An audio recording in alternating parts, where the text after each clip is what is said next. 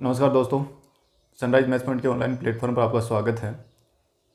दोस्तों, अभी तक अपन ने पिछले क्लासों में हमने ट्रिग्नोमेट्री को कंप्लीट किया है, जिसमें 9th से लेकर के और 12th तक का जितना भी ट्रिग्नोमेट्री का अपना पोर्शन है वो उसमें आ गया। अब आज हम शुरू कर रहे हैं। ये वैसे अगर स्कूली शिक्षा की बात करें तो ये टॉपिक अपना कक्षा 11 के अंदर है, और बाकी अगर हम बात करें तो इसमें अलजेब्रा का एक आधार कह सकते हैं इसको, क्योंकि इसमें अगर सेट को पढ़ेंगे तो सेट से हम आपके संबंध और फलन पढ़ेंगे, ठीक है। फिर बाइनरी ऑपरेशन पढ़ेंगे, और फिर इसका अगर हम देखें तो जो जो आगे बढ़ते जाते हैं तो इसका यूज जो है वो बहुत ज़्यादा हो जाता है। तो अपने को इसको बहुत ही बारीकी से इसको समझना है। इसमें से पर्सन अगर पहले हम कक्षा 11 के क्वेश्चंस को पढ़ेंगे, कक्षा 11 में जो कुछ मैटर है उसको पढ़ेंगे, जो प्रेजेंट में अपने एनसीईआरटी में चल रहा है उसको पढ़ेंगे, और उसके बाद में हम इसमें से उन चीज़ों को और पढ़ेंगे जो अपने आने वाले जो कंपटीशन है उनके अंदर अपने को मिलेंगे, जो पीछे कंपटीशन में आए हुए हैं, ठीक है। तो ये अपना सभी क्लासों का अपना यही पढ़ने का तरीका रहा है। पहले हम स्कूली शिक्षा में जो चल रहा है उसको पढ़ते हैं, और उसके बाद में हम एक्स्ट्रा चीज़ को हम पढ़ते हैं, ठीक है। उससे हमारा आधार मजबूत होगा और हमें और नई चीज़ें जो है वो आधार मजबूत होगा, ये सीखेंगे, फिर उससे हमें और नई चीज़ सीखने को मिलेंगी, ठीक है। और उसके बाद में जब हम और फिर से रिवाइज करेंगे तो इनसे और जो स्टैंडर्ड के जो पर्सन इनसे आए हुए हैं, क्योंकि चीज़ें यही होंगी, इनके पर्सन जो वो थोड़े से इस तरह जो उसका चेंज होता है, कभी ईजी पर्सन आते हैं तो कभी कठिन पर्सन आते हैं, तो फिर अपन और स्टैंडर्ड के जो पर्सन है उनको हम करेंगे। पहले हम बिल्कुल 11th क्लास का जो 0 से जो चीज़ स्टार्ट है उसको हम पढ़ेंगे, और उसके बाद में हम इसको और आगे ब्रॉड इसका स्टडी करेंगे। अब देखो, इसमें जो पहला अपना टॉपिक सेट है, मैं बता दूं अभी, पहले हम समुच्चय पढ़ेंगे और फिर संबंध और फिर फलन, क्योंकि ये तीनों ही जो टॉपिक हैं ये आपस में संबंधित हैं। मतलब ये है कि समुच्चय पढ़ेंगे तो आपको संबंध और फलन आएंगे, सीधी सी बात ये है, ठीक है। तो अपने को समुच्चय पढ़ना है, और ये कक्षा 11 में है। अगला संबंध और फलन का भी थोड़ा सा पार्ट कक्षा 11 में है, लेकिन वो टॉपिक कक्षा 12 का है, जिसमें से अपने को 4-5 नंबर के पर्सन जो है वो अपने को बोर्ड में मिल जाते हैं, ठीक है। अब देखो, समुच्चय क्या है, बात करते हैं। समुच्चय क्या है? समुच्चय क्या है? समुच्चय एक वस्तुओं का संग्रह है, ठीक है। लेकिन इतने से इसका काम नहीं चलेगा कि वस्तुओं का संग्रह है। वस्तुओं का संग्रह है, इसका मतलब कि देखो, मैंने कुछ उदाहरण लिखे हैं क्या, और ऊपर ये लिखा है कि समुच्चय है या नहीं, ठीक है ना। और ये इसीलिए लिखे हैं ताकि हमें इनको समझ, और हालांकि अपनी बुक का पहला पर्सन भी यही है, ठीक है। तो उसमें ये लिखा हुआ कि समुच्चय है या नहीं, ये चेक करना अपने को। तो मैंने लिखा कि जे अक्षर से प्रारंभ होने वाले वर्ष के महीनों का संग्रह, यानी कि जे अक्षर से प्रारंभ होने वाले, तो जनवरी, जून और जुलाई, ये 3 महीने आएंगे, उनका संग्रह वो समुच्चय होगा या नहीं होगा। भारत के 10 सबसे प्रतिभाशाली लेखकों का संग्रह, कि 10 प्रतिभाशाली लेखक, उन वो संग्रह होगा, आपका समुच्चय होगा नहीं। विश्व के सर्वश्रेष्ठ 11 बल्लेबाजों का संग्रह, वो समुच्चय होगा कि नहीं होगा। मतलब ये है कि इनको चेक करना पड़ेगा समुच्चय क्या है, समुच्चय है या नहीं। अब बात तो ये आ गई, ये सारे हैं तो संग्रह, ठीक है, लेकिन समुच्चय है या नहीं, इनमें अपने को चेक करना है कि समुच्चय कब बनेगा। यानी जो कलेक्शन जो दे रखे हैं वो सारे कलेक्शन जो है वो अपने सेट होंगे, कब होंगे, वो उसके लिए एक कंडीशन है, वो कंडीशन अपने ध्यान रखनी है। वो कंडीशन ये है कि कलेक्शन तो हो, यानी संग्रह तो हो, लेकिन वो सुपरिभाषित हो। सुपरिभाषित का मतलब ये है कि वो संग्रह जो अपने को दे रखा है, उस संग्रह के अंदर हम ये तय कर पाए कि कौन सा अवयवी संग्रह में आएगा और कौन सा नहीं आएगा। मतलब कोई भी हम अवयव उठाएं और वो ये तय कर लें उस अवयव के लिए कि भाई वो अवयवी संग्रह में आएगा या नहीं आएगा, ठीक है। अब आएगा या नहीं आएगा ये तय कर पाते हैं तो वो समुच्चय है, अन्यथा वो समुच्चय नहीं है, ठीक है। तो सेट की डेफिनेशन क्या होगी, यानी well defined collection of sets objects, well defined collection of objects called sets.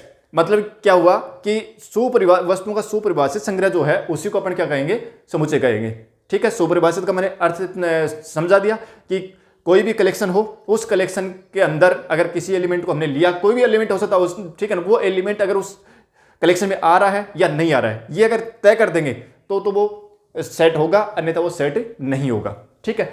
अब देखो, इसमें जे अक्षर से प्रारंभ होने वाले वर्ष के महीनों का संग्रह। अब देखते हैं, अपने पास से पता है कि वर्ष के महीने जो है वो कितने होते हैं, 12 महीने होते हैं। जनवरी, फरवरी, मार्च, अप्रैल, मई, जून, जुलाई, अगस्त, सितंबर, अक्टूबर, नवंबर और दिसंबर, ये सभी को पता है, ठीक है। अब ये क्या करेगी, जे अक्षर से प्रारंभ होने वाले, तो जे अक्षर से प्रारंभ होने वाले कौन कौन से होंगे, जनवरी, फरवरी, मार्च, अप्रैल, जनवरी, जे से प्रारंभ होने वाला जनवरी, जून और जुलाई, ये 3 महीने हैं, ठीक है ना, इनका संग्रह ये जो समुच्चय होगा या नहीं होगा। अब देखो क्या कह रहा है, इसमें एक कंडीशन दे दी कि जे अक्षर से, और उनका संग्रह बना ये।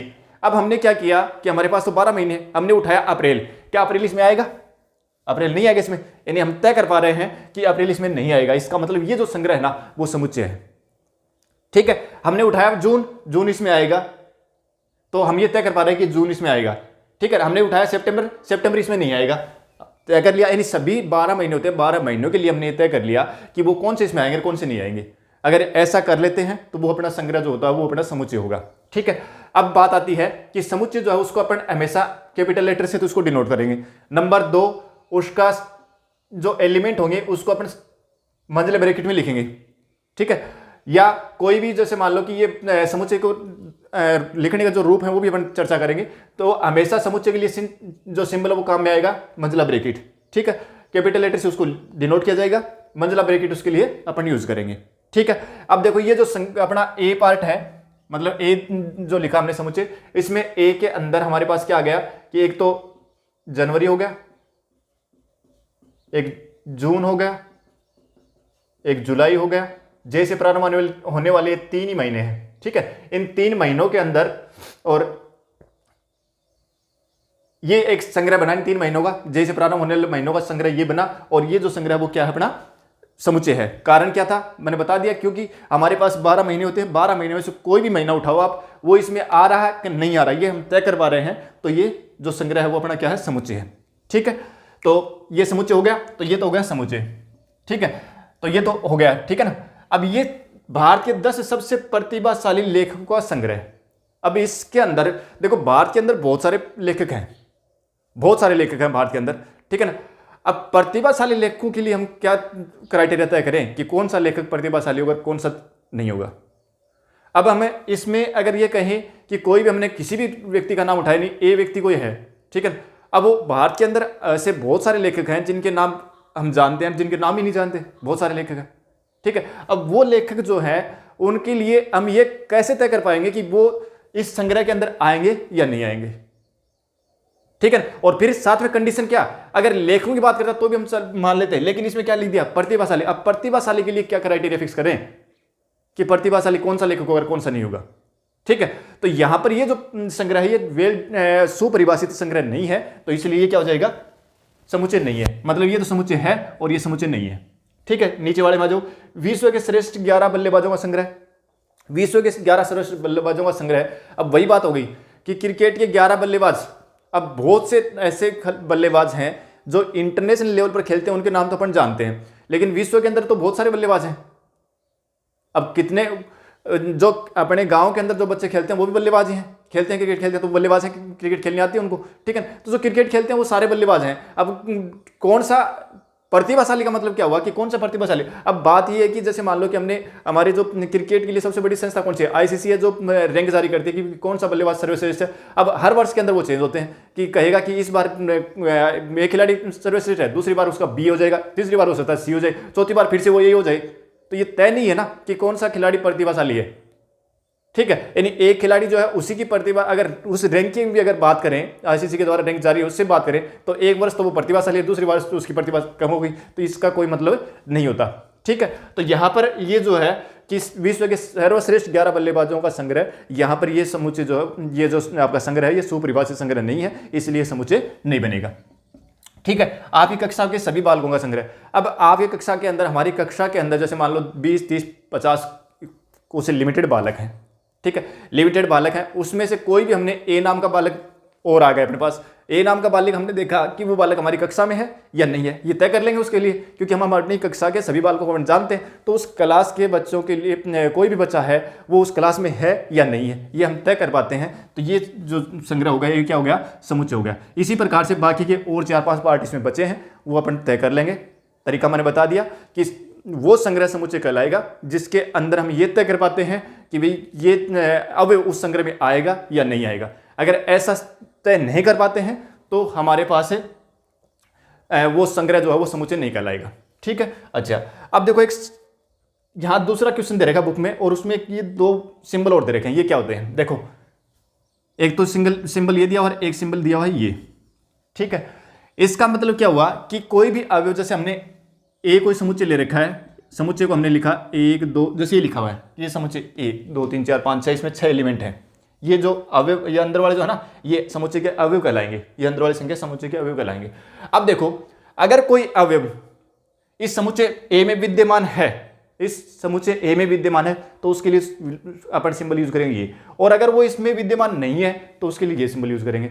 विद्यमान है तो ये, और नहीं है तो ये, इसको बोलेंगे बिलोंग्स टू और इसको बोलेंगे डज नॉट बिलोंग्स टू, ठीक है। इसका मतलब ये हुआ, देखो 5 है वो इसमें है क्या, 5 ए में है तो ये बिलोंग करेगा, यानी 5 बिलोंग्स टू ए, ठीक है। 8 है क्या इसमें, नहीं है, तो 8 डज नॉट बिलोंग्स टू ए, ठीक है। 0 है क्या इसमें, नहीं है, तो डज नॉट बिलोंग्स टू ए, ठीक है। यानी जो इसमें विद्यमान होगा उसके लिए तो ये आएगा सिंबल बिलोंग्स टू, और अगर विद्यमान नहीं है तो डज नॉट बिलोंग्स टू, ठीक है। ये अपना सेकंड क्वेश्चन था। बाकी इसमें पार्ट मैंने 2 2 3 3 पार्ट लिखे हैं, इसमें बहुत सारे क्वेश्चन है, ठीक है ना, वो अपने को खुद को करने हैं।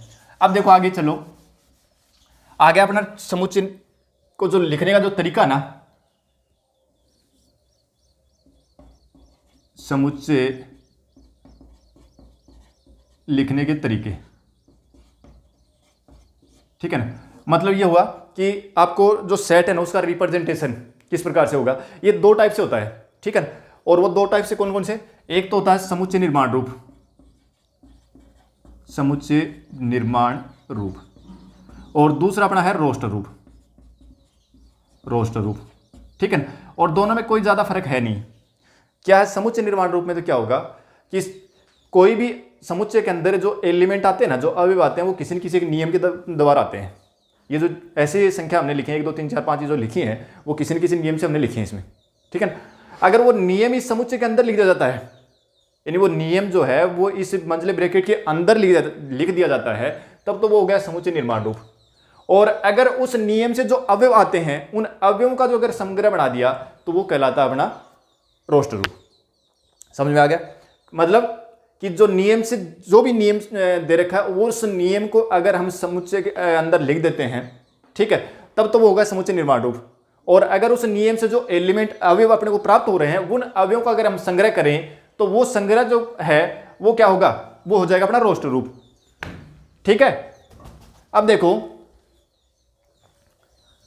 इसमें, अच्छा एक दूसरी बात यह है कि समुच्चय, जब समुच्चय निर्माण रूप जो लिखते हैं ना, उसमें क्या होगा कि हम उसको ऐसे लिखेंगे, एक x लिखेंगे सच दैट x, और उसके आगे जो है ना ये x जो है ये किस नियम से आ रहा है वो नियम लिखेंगे यहाँ, ठीक है। और वही अपना क्या है, समुच्चय निर्माण रूप है। और जो रोस्टर रूप होगा ना इसका, रोस्टर रूप में सीधे एलिमेंट आएंगे कि कौन से एलिमेंट है कौन से नहीं है, ठीक है, वो अभी भी लिखे जाएंगे। तो देखो अब एक क्वेश्चन जो है अपना अगला जो थर्ड क्वेश्चन जो है वो अपने बुक में ये दे रखा है कि आपको रोस्टर रूप लिखना है। रोस्टर रूप देखो ये दे रखा है, समुच्चय निर्माण रूप दे रखा है, ये समुच्चय निर्माण रूप है, मतलब कि x सच दैट x एक पूर्णांक है, x एक पूर्णांक है, वो x कैसा पूर्णांक है, -3 से तो बड़ा है और 7 से छोटा है। अब अपने को पता है कि पूर्णांक संख्या कौन सी होती है, पूर्णांक संख्या होती है जिसको अपना i से डिनोट करते हैं, और ये क्या होते हैं -इनफाइनाइट से और +इनफाइनाइट तक होती हैं, ऐसे तो डिनोट करते हैं इसको, ठीक है, ये होते हैं पूर्णांक संख्या। अब इन पूर्णांकों के अंदर क्या कह रहा है कि x एक पूर्णांक है, वो पूर्णांक कैसा, -3 से तो बड़ा है और 7 से छोटा है। -3 से बड़ा है, -3 से इधर चलोगे ना तो संख्या बड़ी आएंगी, इधर चलोगे तो संख्या छोटी आएंगी। तो -3 से बड़ा कौन कौन सा आ जाएगा, मतलब ये जो आपका ए साइड दे रखा है उसमें एलिमेंट क्या आएंगे, -2 -1 0 1 2 3 4 5 6, बस 7 से छोटी। तो इस ये जो आपका समुच्चय निर्माण रूप था, इसका अगर रोस्टर रूप लिखेंगे ना, रोस्टर रूप, तो रोस्टर रूप जो है वो क्या हो जाएगा कि मतलब -3 से बड़ी संख्या है, तो -2 -1 0 1 2 3 4 5 6 और 6, हाँ 7 से छोटी है ना तो 6 दिखाएंगे, ठीक है। आगे वाले में देखो कि b जो है उसका लिए क्या आएगा, b के लिए क्या जाएगा कि x सच दैट x संख्या 6 से कम एक प्राकृत संख्या है, 6 से कम और प्राकृत संख्या है, तो प्राकृत संख्या को अपन n से डिनोट करते हैं। प्राकृत संख्या कौन सी होती है, 1 2 3 4 5, इस प्रकार की संख्या तो हम छोटी क्लास में पढ़ के आ रहे हैं, ठीक है ना, ये n हो गई। और अगर हम पूर्ण संख्या की बात करें, होल नंबर w से इसको डिनोट करते हैं, वो 0 1 2, इसी में 0 अगर शामिल कर दें, ठीक है ना, वो होल नंबर हो जाएगा। और ये जो है ना i, इसको अपन z से भी लिखते हैं भाई, z जो है ना वो पूर्णांक समुच्चय i भी लिखते हैं, ठीक है। और अगर वास्तविक संख्याओं की बात करें तो वास्तविक संख्या को अपन सिंबल तो आर यूज करेंगे। वास्तविक संख्या जो होती है ना, जितनी भी संख्या है वो सारी वास्तविक संख्या है, ठीक है ना, बशर्ते कि वर्गमूल के अंदर कोई माइनस वाली संख्या ना आए, ठीक है ना। वर्गमूल को माइनस वाली संख्या अगर आएगी तो वो फिर क्या बन जाएंगी, काल्पनिक संख्या बन जाएंगी, ठीक है ना। तो वो अपन वास्तविक संख्या काल्पनिक संख्या बाद में बात कर लेंगे, ठीक है। अभी देखो अगला क्या था अपना बी का, 6 से कम प्राकृत संख्या ना, तो 6 से कम प्राकृत संख्या 1 2 3 4 5, ये लो साहब। और तीसरा क्या है कि ये देखो यहाँ क्या कह रहा है कि x सच दैट x 2 अंकों की एक संख्या है, 2 अंकों की संख्या जिसके अंकों का योगफल 8 है, यानी ऐसी संख्या है 2 अंकों की जिनके अंकों का योग 8 होगा। अब कौन कौन सी है, देखो ऐसी संख्या ढूंढो आप कि जिनके अंकों का योग 8 हो। पहले 1 लेते हैं फिर 7 ले लेते हैं, तो 1 और 7 यानी 17 बन गया, अंकों का योग 8 हो गया। फिर 2 लेते हैं और एक 6 ले लेते हैं, 6 2 8, फिर 3 ले लो और 5 ले लो, और फिर 4 4। अब देखो पहले वाले अंक बढ़ा रहे हैं, बाद वाले को घटा रहे हैं ना, ऐसे तो कर रहे हैं। पहले वाला 1 2 3 4 ऐसे ले रहे थे, और इसमें क्या हुआ, बाद वाले को घटा रहे हैं। भाई अंकों का योग 8 होना चाहिए ना। अब देखो 5 और 3, फिर 6 और 2, और फिर 7 और 1। तो 2 अंकों की संख्या जो जिनके अंकों का योग आपका कितना है, 17, सॉरी अंकों का योग 8 है। अब एक संख्या और बच गई इसमें, और वो क्या, 8 और 0 यानी 80 और बच गई। इनके भी अंकों का योग 8 है। लेकिन कहीं ऐसा मत कर देना कि एक संख्या ये भी लिख दें, ये नहीं, ये संख्या है, ये 8 है, न कि 0 8, 2 अंकों की नहीं है, केवल एक अंक की है और 8 है, ठीक है। तो ये था अपना रोस्टर। जब आपको समुच्चय निर्माण रूप दे रखा तो रोस्टर रूप में आप इस तरीके से लिखेंगे, ठीक है। अब आगे वाला जो क्वेश्चन है ना, उसमें क्या लिखा हुआ है देखो। आज की क्लास में तो हमने केवल बस समुच्चय के बारे में ही चर्चा की, समुच्चय क्या है उसी के बारे में अपन स्टडी करेंगे। आगे जो है समुच्चय का प्रकार, वो जो इसमें से प्रश्न आने की संभावना कोई नहीं है, ठीक है ना, लेकिन बेस अपना जरूरी है, ठीक है। देखो अगला क्वेश्चन है अपना कि समुच्चय निर्माण रूप में आपको लिखना है। चौथा क्वेश्चन ये है कि समुच्चय निर्माण रूप में लिखना, आपको रोस्टर रूप दे रखा है, एक सेट है, उसके एलिमेंट 3 6 9 और 12, ठीक है ना। अब आपको क्या करना है, वो नियम ढूंढना जिस नियम से ये एलिमेंट आए हैं। अब देखना x is such that x बराबर, मैं लिख रहा हूं इसको 3n, कि x जो है वह n का 3 गुना है, जहां n क्या है, n is greater than equal to 1 और लेस देन इक्वल टू 4, ऐसे लिख सकते हैं। क्यों, देखो n क्या है, एक प्राकृत संख्या है जो क्या है, 1 से तो बड़ी है, साथ में ये भी कंडीशन, एंड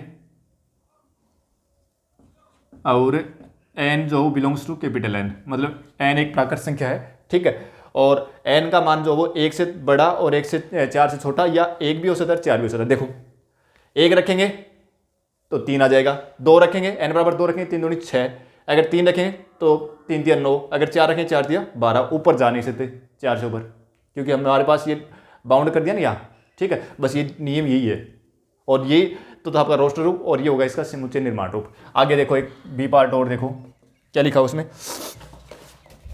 देखो उसमें लिखा है, एलिमेंट दे रखे हैं उसके 2 4 8 16 32, इतने दिखा, हाँ इतने ही है। अब देखो क्या है, 2 का वर्ग 4, फिर 2 की घात 3 8, 2 की घात 4 16, 2 की घात 5 32। मतलब ये हुआ कि ये जो एलिमेंट आ रहा ना, वो इस प्रकार से, यानी x सच दैट x एक एलिमेंट आएगा जो क्या है, 2 की घात n रूप में, ठीक है। जहाँ n क्या होगा, वही तरीका, n का मान 1 से बड़ा या 1 के बराबर, और किससे छोटा, 5 या 5 के बराबर, साथ में n बिलोंग्स टू क्या होगा, कैपिटल N, ठीक है। कि n एक प्राकृत संख्या है और उसका मान 1 से लेकर के 5 तक होगा, ठीक है।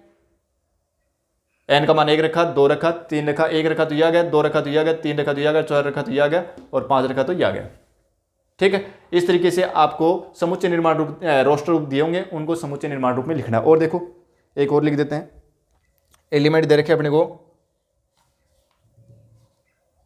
जैसे एक सी लिख रहा हूं मैं, उसमें एलिमेंट दिए हुए हैं 1 4 9, और इस प्रकार से कितना तक लिखा हुआ है, 100 तक लिखा हुआ है। अब देखो क्या नियम बन रहा है यहाँ, 1 4 9, 1 का स्क्वायर 1, 2 का स्क्वायर 4, 3 का स्क्वायर 9, 10 का स्क्वायर 100।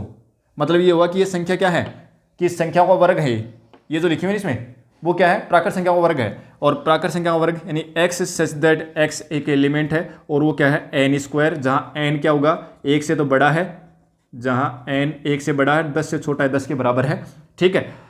और तथा n जो बिलोंग करेगा किसमें, कैपिटल N में, मतलब कोई ना कोई प्राकृत संख्या होगी, ठीक है। अब रख दो मान, n बराबर अगर 1 रखोगे तो यह आ जाएगा, n बराबर 2 रखोगे तो 2 का वर्ग 4, n बराबर 3 रखोगे 3 का स्क्वायर 9, ठीक है ना। n बराबर 4 रखोगे 4 का स्क्वायर 16 आ जाएगा। इसी प्रकार से n बराबर 10 रखोगे 10 का स्क्वायर 100 हो जाएगा, ठीक है।